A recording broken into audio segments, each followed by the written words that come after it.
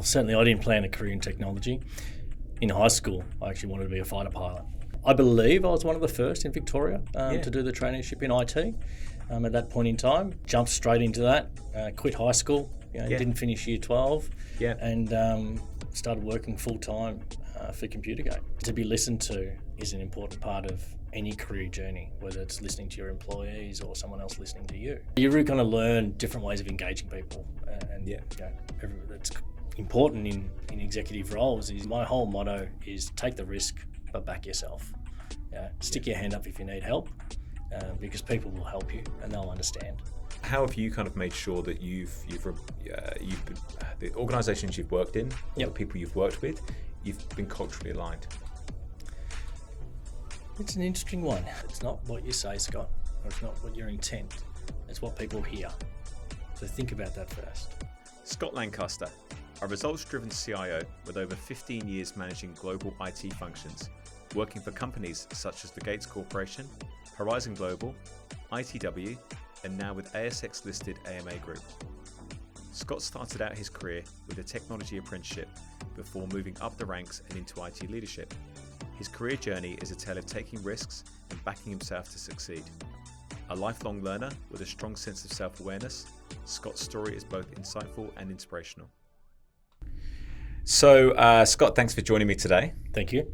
You've had a fantastic career in technology, rising from a systems technician through to a CIO of a ASX-listed business, which I think for anyone starting out the career is an inspirational story and one that we're kind of keen to unpack today. And I guess my first question is, was this always the plan? Did you always plan a career in technology? No, I don't think, certainly I didn't plan a career in technology. In high school, I actually wanted to be a fighter pilot. Oh, wow. Okay. And went through that process, and at some point they told me I was going to be too tall. Unfortunately, I stopped growing and probably could have been a fighter pilot if I wanted to. Yeah, wow.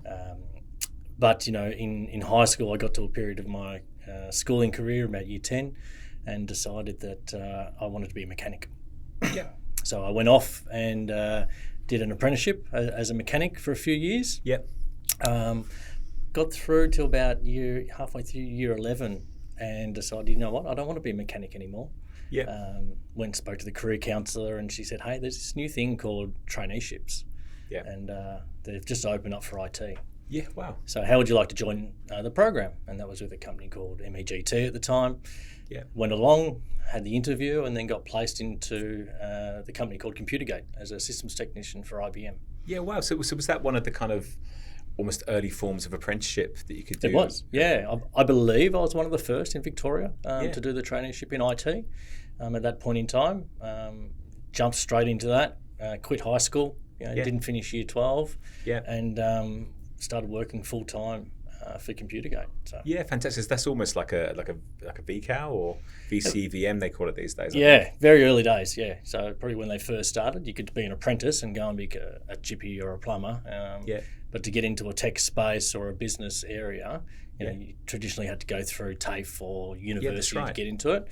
This was the very first part of VCAL, I guess you could call that. Yeah, wow. So how were you supported by the organisation when you joined then? Given that you've probably got relatively limited knowledge, I'm assuming, of 100%. Tech. The junior kid, right? Yeah. Coming in, ripping apart PCs, put in the back storeroom, kind of kept out of sight, out of mind, but had some really good mentors, some senior technicians there from IBM. At that point in time, Computergate was well known to the IBM world, and they had some really good support and contracts with a number of organisations. So I got a lot of support through that company, taken through the training from IBM, all their systems and server technologies. Back in the day, it was Novell and NT. Got qualified in those areas as well, alongside what you were doing a Cert 2 and then a Cert 4, I think, with TAFE. So by the end of that 2-year period, I was then qualified in a Certificate 4 in IT. And I was driving around in the van, delivering servers and AS400s and doing the install and run-ups. So it was a really pivotal part of my career where I started. Yeah, that's like really grassroots foundational. Absolutely. Was there a particular part of technology, though, that kind of, I guess, caught your eye, caught your attention, or your passion at that point? Look, at that time I was working for corporations, so, not IT corporations, but business. And they were all different marketplaces in travel, manufacturing, warehousing. Yeah, okay. And I guess that's what really started to catch my eye around corporate IT. So moving into that environment and supporting a business in its growth story. At the time, it was before Y2K had turned up. And seeing the impact that was going to have on a business, and how do you become part of that to help them navigate through that, and what was going to happen. No one really knew. That was kind of where my interest led to, and hence the next role that I moved into was into corporate IT. Yeah, got it. And it's interesting, we were talking about this, I think, with, I think it was Andrea Bell, about Y2K. Yeah. And I think that was just a real, probably watershed moment in technology, where it went from just being, the computer on the desk and you turn it off and on, to suddenly technology. I think probably organizations realized the power or the influence, let's say, of technology was having on the way the business process operated. Yeah, I think they were still scared of it, right? Yeah. This was green screen machines. No one knew what that 2-digit was going to do. That's right. 2-digit date was going to do. Come along, 31st of December, the clock ticked over and things were okay. Yes. The world didn't end. That's right. And all of a sudden they said, okay, what's this technology piece? But that did lead into a lot of conversations around moving to newer generation systems, upgrading system software. And I guess for me, that's where I saw the massive growth in the industry around bringing in, be it Microsoft NT, moving into Windows 2000 at that point in time. Everybody was then on that pathway, had either upgraded before or was planning to, and hoping nothing was going to go wrong on 31st of December, 1st of January. Yeah, interesting. And look, I'm always interested in that kind of first couple of roles that people have once they kind of come away from education. It's a big learning curve, not just technically, but just in terms of socially, let's say. What were your kind of learnings through those first few years of work? It's a good question. I guess coming into Computergate, where I first worked, I was fortunate to have some really supportive directors, and they entrusted me. And that was a part which you kind of previously had to earn that trust, and to walk into a business where you've all of a sudden trusted and seen as someone who can assist and help and listen and be listened to, kind of set me up to understand going forward, that's the way I want to engage with other people. So give it that level of trust, be confident in what you are and what skills you have and the knowledge you bring to the table. Even though I was fresh out of TAFE to a degree and didn't know much, certainly people would say, well, hang on, you're the computer guy, right? What do you think? And at that point it was like, okay, they're going to listen to me if I say something. So that was where I probably had the biggest influence in the start of my career around trust your gut, right? Okay. If you're interested in that area, and you're researching it, you're reading up about it, obviously you would know a lot more than some of the other people at that point in time. And to be listened to is an important part of any career journey, whether it's listening to your employees or someone else listening to you. Being able to sit back and listen and understand, and then ask the question. Yeah, great. And you, after a couple of years in that role, you moved to Gates Rubber. Yes. I think you spent 8.5 years, which is a pretty decent knock. I assume that's part of the Global Gates Corporation? That was, Global Gates Corporation, headquartered out of Denver, Colorado. Yeah, which is a huge multi-billion-dollar company, I think, isn't it? Yes, it was, or was. I'm not sure if it still exists. Yeah, it still is, So what did that look like in terms of Australia? Was it a bit of an outpost, or was that kind of very much incorporated within that kind of global network? So first foray into kind of US multinational. In the Gates Rubber Company, certainly Australia was, and in the scheme of things, was always the smallest part of a business in a multi-corporation. But we played an important part, given our industry, particularly the mining and industrial area, was quite large, and we had a good influence from our business in those markets. So whilst we were part of a global corporation, there was a lot of top-down. The Americans said, you shall do this and you shall do it. We were allowed to do things a little bit differently. So again, being an outpost, a smaller revenue, a smaller risk to the larger organisation allowed us to be a little bit more agile, a little bit more creative with what we were doing. Yeah, okay. And as we kind of touched on in your previous role, tech was obviously becoming more influential around that time as well, and particularly in those kind of more traditional type organisations. I guess I was just interested, to understand, how did what you were doing in technology actually interface with the operation of the business? So look, the Y2K, that was at Gates Rubber, right? I was working for the systems integrator, and I moved into the company I was actually consulting for. Yeah. That then triggered looking at the ERP systems and bringing in a system that was not just a green screen, very manual, paper-based operation, but moving it to be utilising that technology from the order entry to the dispatching area. Yeah. And Gates caught onto that and really invested quite a lot of money at that point in time on bringing in a brand new platform that was going to change the business. Yeah. And being involved through that rollout in the business really kind of demonstrated what technology could do and how we could make things more efficient by the use of technology. Even though back then there was still print rolls, the perforated paper coming off the printers. Yeah. It was still slightly manual, but we were using technology more and more. And then being at that forefront of those ERP systems that were kind of the GUI interface from the green screen, it took a lot of change in the business to manage that through, really help get them to understand what could happen and not to be afraid. And that can be the hardest part of any project, is change. Yes. And getting that through a corporation in Australia, and at the time we had New South Wales, I think Perth and Victoria, trying to roll that out with a group of employees that were, the old school mentality, right? Yeah. Pushing change through and showing them what the opportunity was with technology was kind of really exciting. And that's where I saw the biggest benefit. Well, it's not a very, let's say, tech-savvy cohort back then. Even today, you've still got probably a generational gap in terms of the adoption or the usage of technology, so let alone 20 years ago. Yeah. I remember the old dot matrix printers, you used to call them, and the fax machines and all that kind of stuff, and it seems light years on it does. To where we are now. I noticed during that time that you did a master's in management and IT at Charles Sturt University. Yes. Was that kind of a benefit of working for a global organisation, or was that more self-driven?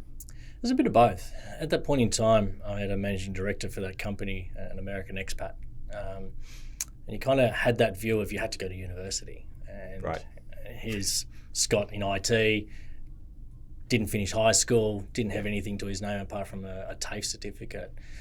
So he gave me the opportunity to do the university degree and was funded through the organisation based on if I passed. Yep. Okay. At the time, I couldn't see the benefit. I was like, 4 years, right? Am I doing a master's? And 4 years' time, that's a long time. Yeah. But as I look back on it now, it was certainly valuable to my career going forward. I'm a big proponent of saying someone doesn't have to finish university or high school and go through the traditional channels to become at a senior level. Yeah. But I think what you do get out of a university degree on the longer term is some of that executive polish, the management. You start to understand what people are talking about when they're talking about Six Sigma or Moore's theory and all these other things that you learn out of a textbook, but you can start to relate to it. Yeah. So while at the point in time I didn't see it being really beneficial, it was just to get a certificate to say I completed it. Yeah. Looking back, that's definitely opened up opportunities through my career by having that there. Yeah, okay. It's interesting, isn't it? It gives you that kind of theoretical grounding, as you say. Yeah. Probably a bit more confidence in some of your gut feel. Certainly a challenge. I think a lot of people that I speak to as well, particularly in that more postgraduate study whilst working, is the network. Mm. And they meet other technology people. Yep. Did you? I assume it was bricks and mortar university. It wasn't. No, it was all remote. It was all online. There you go. Okay. All online, all remote. Yeah. Very early days, dial-up internet, or just maybe NBN at the start. So it was slow. You try and jump on a chat room. There's no such thing as video conferencing. No. It was email and chat rooms. Wow. And shooting documents around. So right. It was fully remote. I never actually stood in the school grounds ever. Yeah. But I did make a lot of friends through that. We've gone our different ways. Pen pals at the time. You actually never saw them face to face. That's right. Yeah. So it was really hard. But it was an interesting time to do it remote and over that 4-year period. But thankfully, I look back and say, well, I didn't have to do the 4 or 6 years before that either. So that's right. I kind of got a 4-year stint and walked out with a master's, which was a good outcome. Yeah. And do you think you think that's something that has enabled you to get to where you've got to today? Do you think if you hadn't done that, maybe things would look like a sliding doors moment potentially, but it's hard to say, but would it have been? Look, certainly. I think, and through my career, I've been through a number of US multinational companies, and certainly doors only opened because of having a degree behind my name. It would have been a lot harder to get through some of those areas just based on some of that mentality that still exists out there, that you need a degree or a certificate to back up your credentials. I did walk out of that with the technology certifications as well, the MCSE, MCS specialists around that helped from the technical side, but with the business knowledge that you learn from a master's in management, it did open doors and gave me a new way to think about things that kind of transformed me from being just technical focused to being a bit more management orientated, and then opened up the idea of, hang on, this is something I'd like to be involved in, the strategy, the goals, the team management stuff. Yeah, it's interesting. Look, I spent a bit of time living and working in America, in Texas. And it's interesting what you're saying there about the credentials. It's one of the things that I had to adapt to doing business in America is people wanted to know your credentials. I then moved from America here and found that's very un-Australian. Yes. As almost people don't want to hear your credentials. And that took adjustment as well. But I think it's interesting advice for someone that is maybe building a career in Australia and wants to head towards some kind of multinational organisation.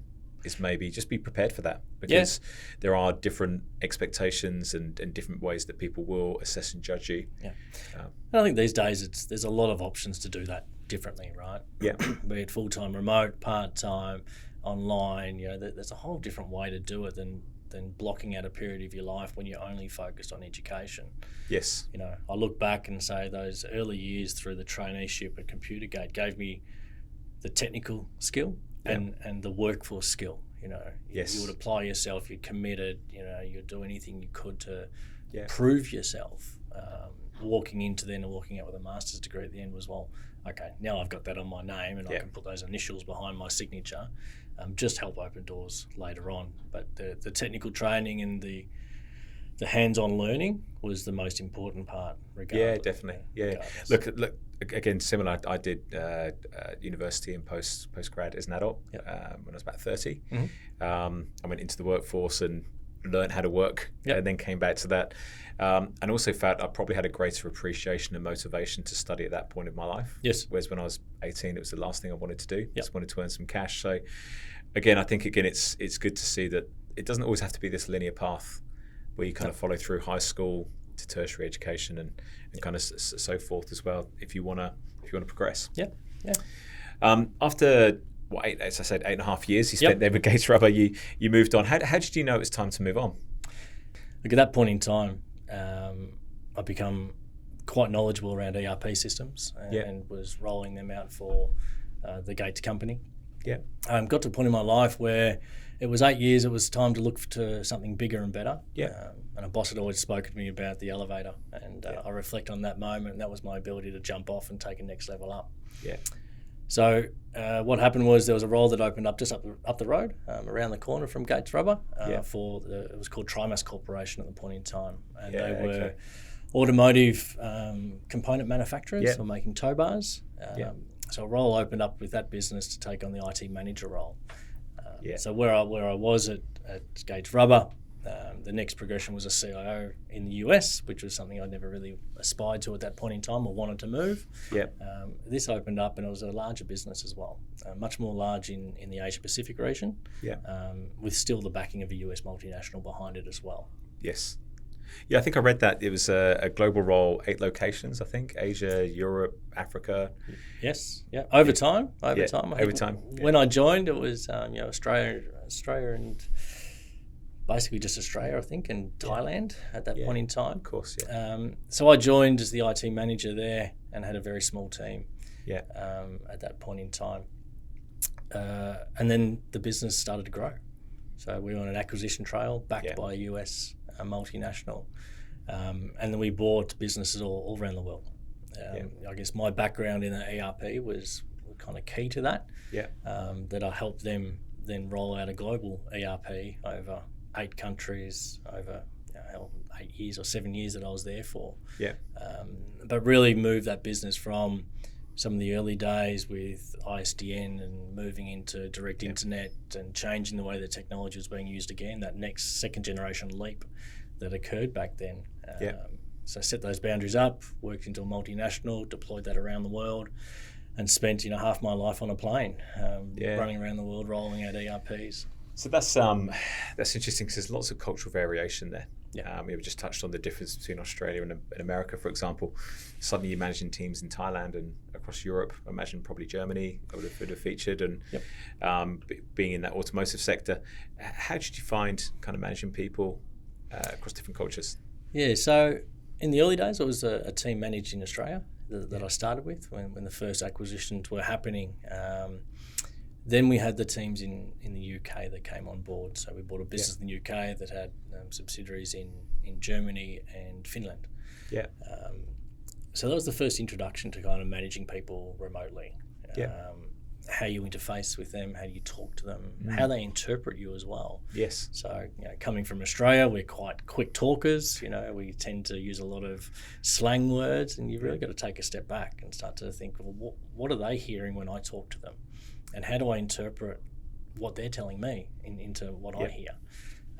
And certainly working styles differ between UK, Germany, Thailand, and the way people interact with you.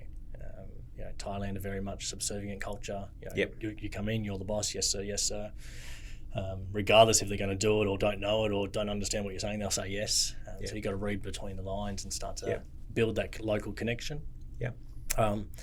Germany is the same. Very structured, very rigid in terms of process, and you really had to be able to communicate that way. And again, bringing an Australian flavour to organisation that was process driven and rigid, where I guess Australia's a little bit cowboy to some degree, was hard. But it was building personal connection that really allowed it to then take that next level. Yeah, okay. And through that, I guess, as you say, you must have travelled a fair bit. You got a few air miles, I'm sure, as you jetted around the globe. How much time did you kind of spend in those countries to get familiar with the kind of people and, say, the personal connection? Yeah, look, during that period of my life, I was travelling probably 2 weeks out of 4. I'd tend to go away for a stint. I'd come home for a stint. I'd go away again. You had to spend time. That personal connection, going out after work for a beer, getting to see getting them to introduce you to their world and to their culture and to their country was hugely important in building a personal connection. Spent a lot of time in the air, a lot of miles. I had a child in between that I didn't see for 6 months of his first life. Right. So, you throw in other things like that and it becomes difficult. But, I look back on that around the growth I had about interfacing with other cultures. And certainly that changed the way I was and the way I looked at things. It all started back in when I was 12 years old. I did an exchange to India for 6 weeks and went over and lived with an Indian family. Went to school over there with them and had their lifestyle. Mum and dad are at home. We had an exchange group of people that we were with. But that was my first eye-opener to another culture. And particularly in India back then, early 90s, in terms of where they were in progression and things I saw on the street and the way that people lived. You then get a new appreciation of what you have in Australia. But you also then open the eyes to say, well, everyone's just a person, right? There's still people over there. That's God, we're going way off track from tech now. No, but I'm fascinated by this. What motivated you at 12 to go to India on an exchange program? I can imagine most kids would be terrified. Look, I don't know if I had a motivation. It was an opportunity that was presented to us at school at that point in time. There was a program that was going through the state public schools. Fortunately, Mum and Dad backed me and made things happen so I could have that experience. At that point in time, never been overseas. I think I'd been on a plane once with Ansett to Adelaide or something like that, or Queensland. So a whole new adventure, and that's part of who I am, is taking on challenges and adventures and just jumping into it, right? You don't know what's on the other side. You don't know what you're going to experience, but you never know if you don't go. So why not give it a shot? Honestly, it's such a great story. I think, especially when you consider the context, you say early 90s, probably where India wasn't as evolved as it probably is now. It's gone through significant economic growth since that time. But also for you personally, we didn't have iPhones. There was no video call. It may have been a landline. Scratchy landline. Back to mum and dad. Yeah, that's awesome. I think that's, the old headphones, tape players, no such thing as a CD or anything like that. And fortunately, you do go live with people that were affluent in India at that time. Because certainly they could afford, because he also came to Australia after that and spent time with me. But you saw warts and all, in India from the poorest of poor to the richest of rich. It was an amazing experience. Sort of sticking with the theme of travel there, obviously in that role you spend a bit of time in the air, as you said, traveling from place to place, probably a fair few nights in hotels, away for a lot of time. Again, having sort of personally been through a relatively similar experience, what I found from that was that time away actually gives you a lot of time for self-reflection. Compared to maybe your day job now, where you kind of clock off at 6, you go home, you're in the routine, you watch Netflix, you go to bed, you get up, rinse and repeat, right? It's probably time for self-awareness, but when you're away and you're isolated, you've kind of got your own thoughts a lot to think through things. And I kind of look back at that time, and it's hard being away, but I think you learn a lot about yourself through those moments. Again, I was just interested if that was a similar experience for yourself. Yeah, look, I put it two ways. One, traveling for work is you are extremely busy. You do work more than you would at home, right? Because there's a lot of nothing to do apart from depending where you were. But it did give you a lot of opportunity to look around and kind of assess, what your views were, what you interpret things as, how do you see things. Self-reflection, certainly. There's a degree that I did a lot of that in airport lounges, thinking, what am I doing here? And is this what I really want to do? But I guess for me, the biggest thing I got was understanding culture and understanding how different people think and act and work. And for me, that was a massive growth moment in my career, of being able to then take those learnings around how I dealt with people in my day-to-day life, be it personal or business. How you would communicate something. How would you explain this to different culture? What would the Germans think on that comment? How would a South African interpret that? So you really kind of learn different ways of engaging people, that's important in executive roles. Is you'll meet different personalities, different types of thinkers and cultures, and you kind of really need to adjust the way you communicate to the person 100%. Who's receiving it, right? It's all in the outward communication. I suppose the listening as well. But if you're interested in this stuff, actually, there's a great TED talk by a guy called Fons Trompenaar, which is an awesome name. But I saw Fons speak in London maybe 10 years ago. And he is a psychologist, and he literally travels the world exploring cultural variation in organizations. Right. And he puts a series of questions to people from different parts of the world, or dilemmas, I should say, and looks at the way that they would resolve those dilemmas as a way to explain cultural variation. It's fascinating. He's also very entertaining. So if you're looking for a good, probably 20 minutes, half an hour of your life, it's really, I definitely recommend it. Okay, great. I'm going to go back to this role. So I saw that you actually report to the CFO. Yes, I did. In that role, which is interesting because I kind of think about the CFO as like the cost control center. Yes. And you're there probably as the CIO looking to spend lots of money, or for investment, let's say. Of course. So what did you learn from that relationship, and how did that help kind of progress you? Yeah, look, working for CFO was a common thing, and still is these days for IT. And as one CFO told me, he goes, "I know nothing about IT. I know the numbers. So it's how do you explain benefit, right? And how do you measure risk? IT is known for spending money, right? And needing to spend money, and particularly in cases where there's no direct return. So it's understanding what the numbers mean and how to interpret them, and then to push it across and deliver a story. It's not just, I need to invest $500,000 for this new security solution, guys. It's, well, here's the risk we have in the environment, here's what we need to do to mitigate it. And here's the numbers are going to stack up. So you do learn a lot, and I learn a lot around the finance, P&Ls and cash flow, and what matters to them, and then use that knowledge to then craft the story that I need to tell to help them understand why we need to invest. Yeah, fantastic. And also saw through that there was you've already touched on, there was a fair bit of M&A. Yep. What role did you play around that kind of due diligence or the actual acquiring targets? Yeah, look, at that point in time, not a great deal involved in due diligence. You typically got told we're buying a business, the 2 days out before we sign the deal. You run along and try and work out, and they're like, don't worry, it'll be fine. It's just IT. It's just a bunch of licenses and some hardware. We did go through some greenfield acquisitions and builds, and I was fortunate enough to be involved in a ground up build from a blank piece of dirt to a large scale automated warehouse and manufacturing facility. So that gave me a whole new view on planning, project management, how to deal with multiple competing priorities and vendors and tradies. So I really pushed myself in that role and became involved in areas that I wouldn't be normally involved in. And for me, one that was a great sense of pride around, I could say I've had that experience and exposure and bring some of those skills back into either personal life or into later in business. But again, large scale builds all around the world and in Australia, it was an exciting time. And to see something come out of the ground from nothing and you've been involved in making that happen is hugely satisfying. Yeah, it's pretty powerful. I think in any moment in your career to think that didn't exist before. I was part of this, and to see that output.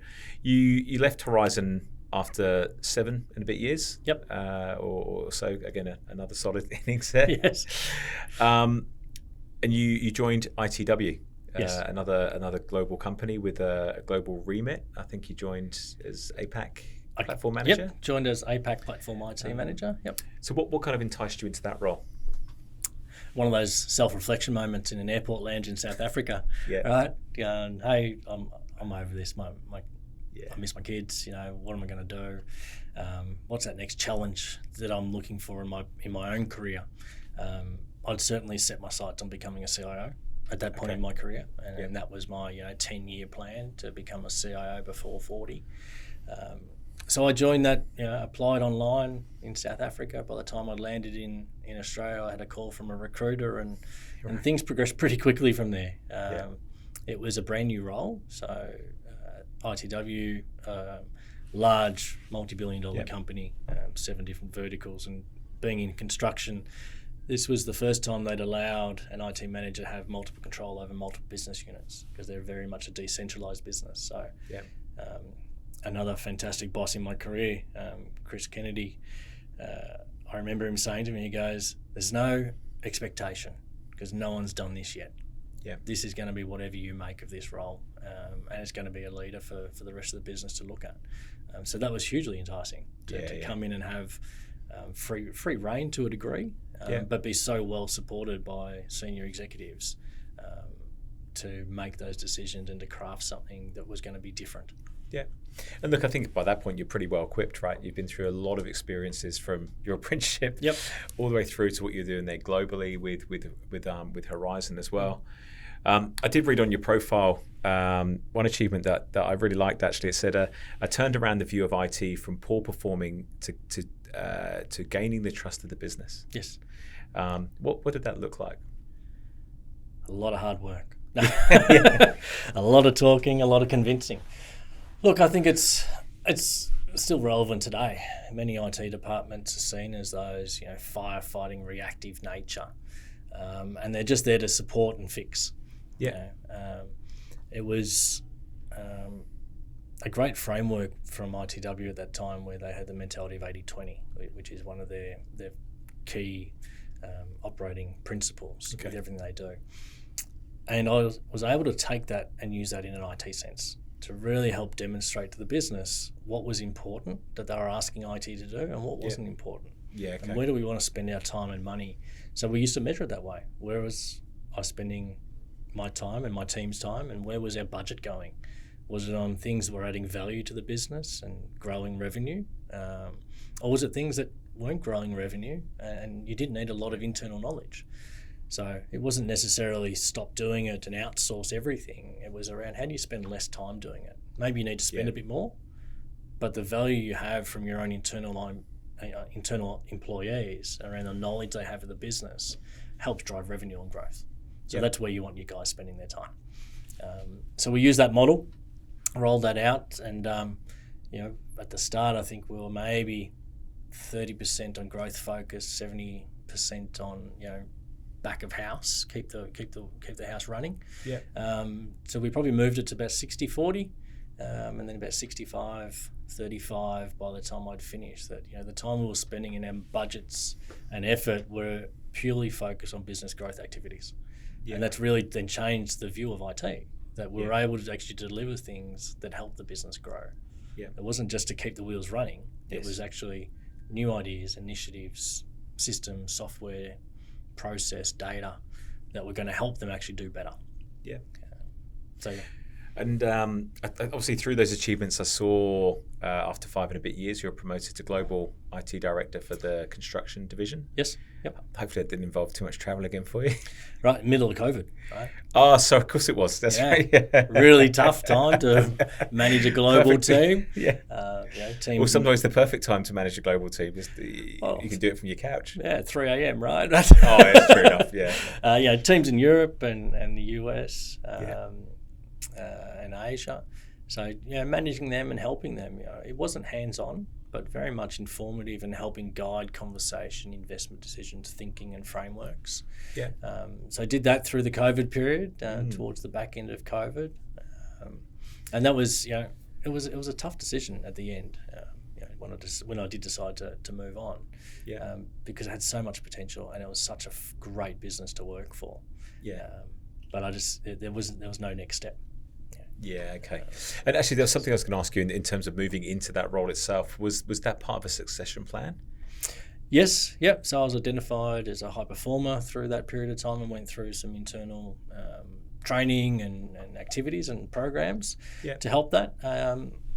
ITW at the time was around about 84 divisions around the world, so roughly 84 IT managers. Then there was a level of 7 global IT managers and 1 CIO. Yeah. So 84 people to 7 was a really tough gig to kind of say, how do I break into that 7? So through activities that I'd done, the turnaround, the 80-20, and understanding the business requirements more than the IT need, opened those doors of opportunity for me. Yeah, right. And it sounds like so maybe a tough decision to leave that business, but it sounds like the opportunity to go from that 7 to the 1 was probably unachievable, potentially being based in Australia, or what were the reasons behind that? Yeah, look, it's never say never, right? I'm sure it could have been achieved, but it was hard to see when and how that I'd spend the time. An opportunity came across my desk to move into an ASX listed business with a core focus, and for me, reporting to the CEO. And to a board, right? So again, reporting to CFOs at ITW forever. This gave me another insight to the business that I hadn't had an experience with. I hadn't worked just for an ASX listed business. I'd always worked in US multinationals. So that was one of the things on the cards, to get that experience and understand it. So in the end, I couldn't say no anymore, and I joined. And again, you're far from flighty. You were still 6 and a bit years with ITW, right? So it's you've probably, I'm going to do the math there, but it's about 20 years across three organisations, and obviously a lot of progress in that time. So what I think I like there that I'm seeing is you've got the stickability. You're taking something on a challenge. You're seeing it through. You're probably seeing it through to the adjustment of the first iteration as well, and you're leaving a legacy. You're not just kind of getting in for a couple of years and then ducking out the first opportunity to take the next step. You're kind of getting some runs on the board there with it, and that's one of the things I was going to ask you about in terms of your current role. You're reporting to the CEO, ASX listed business. What kind of exposures does that give you more broadly across the business strategy? A huge amount more, right? So involved in the boardroom conversations, understanding the business drivers. It's not about what do we need to do for IT. It's I feel part of the business. I feel part of change. A lot of change in the business has happened over the time, and it's great to be having a seat at the table to really put your views and your input in, and to understand and learn. You don't get that opportunity sometimes when you're sitting below. But also it's a double-edged sword, right? A lot of IT manager I know, it's like, how do I get a seat at the executive table? Yeah. You know, and you got to kind of turn around and say, well, what do you bring? You know? Yeah. Yeah, and don't wait to be asked. You know, be asked. Yeah. So. Well, I think so many companies are increasingly becoming powered by technology, Yep. And the way they go. And so we didn't actually mention, so it's AMA Group that Yes. you're working for, which, by the way, the irony isn't lost on me that you started out at high school wanting to be a mechanic. Yeah. And here you are, sort of 30 years on working for AMA Group, which is crash repair, essentially, right, in a nutshell. Or maybe Pretty much. Not doing your collision repair, yeah. A full service there of what you do. But anyway, the irony is not lost on me. When you said that early on, I thought, right, I'm going to pull you back on that. But I guess, again, that's an industry that's going to go through a lot of transformation in the coming years, no doubt, and technology is going to be a key part of that. So, as you say, it's finding the opportunity to have that voice. Rather than waiting for someone to come along and say, what do you think? Yep. Yeah, that's great. Okay. So I'm going to think a bit more broadly about your career now, rather than kind of on specific maybe roles or opportunities. But if you were to think about sort of looking back at the roles you've had, has there been one role that you would say was the most pivotal in shaping your career? That's a tough one. I've got many moments in each role that I think were really pivotal, and it comes to leadership.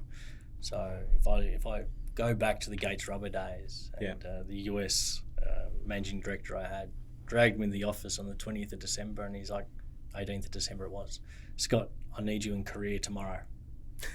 It's like, what? Yeah. So I don't have a passport. Yeah. Right? How am I going to get a passport? He's like, I don't know. Go find out how. Yeah. I need you in Korea. Just before Christmas, and you'll fly back Christmas Eve. To look back at that, and for him to have the faith and trust in my ability to do something at a short minute notice, huge amount of pressure. It was swapping out an email system or something of the like at that point in time that had gone really south. Kind of opened up to say, well, hang on, back yourself, right? Yeah. You're good at what you do, clearly. You're being asked to do something that is hugely pivotal for this business at a very short notice in a remote country in South Korea. So that was the first part, and I think his leadership and his ability to kind of let you know that you are better than you think you are was a key part, and not to doubt yourself. And then I look at other challenges and opportunities I've had in different roles, and it boils down to that. You've got to back yourself, right? You've got to step forward and step out sometimes. It can be absolutely daunting in terms of what you're being asked to do or what you're going out to achieve. But if you don't back yourself, you will fail. Right? And if you back yourself and make a mistake, that's okay as well. Because if you've got the right support behind you, you'll learn from that. It's not necessarily a blame culture or anything like that. But so many opportunities I've had around rolling out an ERP in New Zealand I think it was in 30 days. Right? How the hell am I going to do an ERP in 30 days and transform this business? Well, go and do it. You'll find a way. And I think that's my whole motto is take the risk, but back yourself. Stick your hand up if you need help, because people will help you and they'll understand. But if you just try and do it and people say fake it till you make it, sometimes it'll fail and you'll come crashing down in flames. Yeah, definitely. I think you used the word culture a couple of times in that answer, and I think culture is so critical to success and kind of personal growth. How have you kind of made sure that you've the organisations you've worked in, or the people you've worked with, you've been culturally aligned? It's an interesting one. I think you've got to firstly be honest with yourself. You've got to be who you are. Right? You can't have a facade up and try and be someone who you're not. People will see through that. And I think if you're genuine, in terms of the way you approach things, people will see that and resonate with that. And inherently you then become adaptable to a culture. Right? If you're open-minded, you think about the optics that you're presenting, not necessarily the way you're talking and what you're being told, but what do other people see when you talk? What are the questions you're asking? Kind of allows you to then blend into a culture. I don't think anyone walks in and says, oh, here's a new culture, I'll take that and I'll become this person. Yourself will blend into it if you're open and honest and and trustworthy or truthful, right, to yourself. I think that's probably the key thing. It's being true to yourself. Yeah. I think where I see people go wrong is they're trying to adapt to a culture that's not probably aligned to their personal values, and naturally tension and conflict arises. And it's only going to go one way, right? Because the organisation culture isn't going to always keep adapting to the people that come in. No. So I think it is, it's important, but it does set people up for success. Yep. And I think, as you said there, my sense through the biggest challenges you've been thrown in your career, you've felt that you're being set up to succeed, but it's okay to fail. Yeah. Through the kind of things you're doing as well. Yep. How about have you got any career regrets? Career regrets. Looking back on it, I'm sure I do. There was opportunities at a point in time to go and move international and take the family somewhere else to a different location, the US or Europe. I look at that now and I think that would have been an amazing opportunity, and that probably would have leveled up in some areas and opened up your eyes to a different world. Right? When you're immersed in a different culture or a different continent or location, it's different to just travelling and visiting. Right? So I think that's partly one of my regrets is I should have taken those opportunities when I was presented. Yeah. But then you look at the other side, and sometimes if you took that, would something else not have happened? Yeah, so, of course, kind of you look back and say, I've got no regrets. It's probably opportunities I would have liked to take. Yeah. But I'm confident and I back myself with the decisions I have made. So why have a regret? Yeah, no, that's fair. That's fair. It's always interesting, isn't it? If there's that one chance where you just think, I wish I'd done it. Yeah. But you're still young. Who knows? Still young. Yeah. Thank you. How about mentors? You've mentioned a couple of people. You've named a couple of people as well throughout. Kind of how have they contributed to your growth? All in different ways. I spoke about the MD at Gates, Jay Goddard. He would trust you, be really raw and open, and give you the ability to talk and speak and hear you. I've had Chris Kennedy at ITW, hugely influential in the way to lead people and to build trust, and inherently you are trusted. So I take that on with my team today. Constantly tell them you're trusted to make a decision. I'll back you as long as I understand why. So how do you make sure you understand? Another CEO from Trimass at that point in time, and I ended up working for him at AMA for a period as well. He would be absolutely raw and give it to you down and dirty and say, just get on but don't F it up, mate. Yeah. So you kind of, wow, that's a bit of pressure. But it's resilience that builds. Many different mentors and leaders I've had in my life have shaped who I am and where I've become. Blend all those qualities together, and then that's me. Look, I think we also become we're shaped by the feedback we receive, by the mentors, the advice, the guidance, the experiences. If you were to try and think about maybe one piece of singular significant feedback you've received in your career, the one thing that really maybe rocked you to your core and made a difference to you personally, what would that be? I spoke about before optics. Someone told me this. It's not what you say, Scott, or it's not what your intent. It's what people hear. So think about that first. And that was all he said. And it was after something had happened. I was speaking to a senior executive out of the US who'd flown over and talking away at dinner and probably said the wrong thing. And he pulled me aside the next day and I'm like, oh God, what have I done wrong? And that's all he said. And that's all he had to say. Because that then allowed me, I walked away thinking about that for a couple of days. Right, you've got to think about the optics, the way you're coming across. You may be well-intended, it may be off the cuff what you've said, but you do need to think about the way it's heard and what's being said. I think particularly as a leader, I think the words can be open to much more interpretation or have a deeper impact on people. What can be an offhand or a glib comment, and you walk on, your day's done. That you've held on to that feedback, right? For example, and definitely you've continued to hear it. It'd be interesting to ask that person if they remember giving you that feedback. But it doesn't make it less significant to you, as in the sense of the impact that it has. Sort of beyond your role at AMA, are you involved in any kind of industry associations or committees? Does that kind of play part? your professional development? No, not particularly. It's something that's on my radar to try and get into. Certainly I'll work closely with a lot of companies and suppliers and talk on their panels and the works. For me, at this point in my life, it's my kids. Right?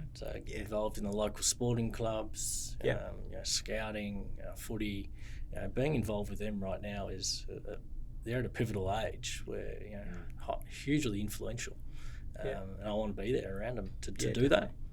But certainly, industry association and things like that's on the radar, but just not right now. Look, I still think life is a journey of learning and growth and development, right? And being involved around kids sport or kind of through those associations still develops you, right? In a different way. Yeah. Try getting a 6-year-old motivated to do something. Trust me, it's a lot harder than the team. Correct. It's, so how about in the world of technology? Look, it is rapidly evolving. Yep. It's always changing. How do you kind of keep on top of what's happening in the world of tech? I hire good people. Yeah. They know more about it than I do. Yeah, okay. Right. Someone also told me once, hire people that are smarter than you. Right? Yeah. Because they'll become you one day. No, look, a lot of research. I do spend a lot of time reading and researching things and giving things a shot. Not afraid to give things a go and try things out. Really find balance around getting heavily involved and spending way too much time trying to, build robots or AI models. But same thing, you've got to understand it. And for me, the way I learn is by doing it. Yeah. So giving it a shot and learning and understanding it. Okay. Lean heavily on friends and acquaintances and colleagues to learn and understand it. May not know the detail, but you get a good grasp of this might actually work in this scenario. How about we go try that out? Yeah.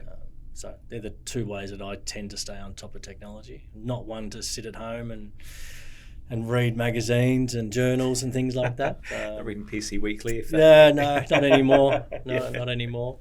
Use the APC mag for the free CD or something. Yeah, that's right. Yeah. No. And really, in the role that I'm in now, it's about leading people.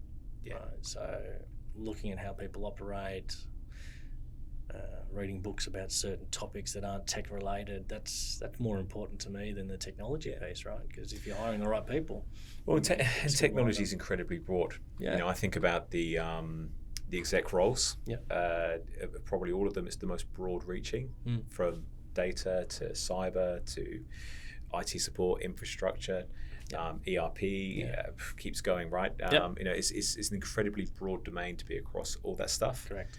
And I think that makes it increasingly hard for the CIO to truly be an expert. So you have to have that team, as you say, that you can kind of lean on and rely and trust and know they know what they're talking about. The final kind of career question, and I'm interested in if you were to give one piece of sage advice to the next generation, what would it be? Look, I think in a nutshell, and I've said it multiple times, just back yourself. Have confidence. Don't be arrogant. Be humble, but give it a shot and know that you can do it. Yeah. Just don't doubt yourself, because everybody's got it in them. You just got to surface it out. Yeah, great. You kind of touched on there, or alluded to reading and kind of exploring, and in terms of probably more broadly beyond tech. Yep. What's your kind of go-to? What's your recommended read at the moment? Wow. A mix between podcasts. I'm a big true crime fanatic in terms of reading, so I won't pick up a journal to read a tech article, but there was an old book called Marching Powder that I've just read, which is a fantastic one. Yeah. And just listened to a recent podcast called The Glitch, which is, for anyone that wants to pick it up, it's a really interesting way around something that happened in technology through an ATM in a bank that opened up an entire new world for someone. So really interesting. So something off the cuff, something totally different, something I can put on the background and listen to and get a laugh and enjoyment from. Yeah, great. All right, The Glitch. I'll check it out. The Glitch, yeah. Thank you. Look, thanks for your time today. Thank you. And it's been really insightful, actually, just learning the journey of where you've got to. And I sort of was making some notes as we were talking there, and I think got all the way back to the apprenticeship, kind of coming in and then doing some more formal study, kind of doing learning globally around different cultures, through to working closely with finance and learning the importance of budgets, through to kind of the M&A work, and then now kind of the seat at the table. It's been an incredible journey from systems technician, where you kind of started out, and I'm sure it's going to keep going from here. So, look, thanks for your time today. Really appreciate it. No, thank you, guys. Yeah, cheers. Thank you for listening to Tales from Tech Titans, and be sure to follow us wherever you get your podcast. If you'd like to get more insights about tech careers, then check out the Emmbr, that's EMMBR LinkedIn page for the latest updates, articles, and engaging discussions.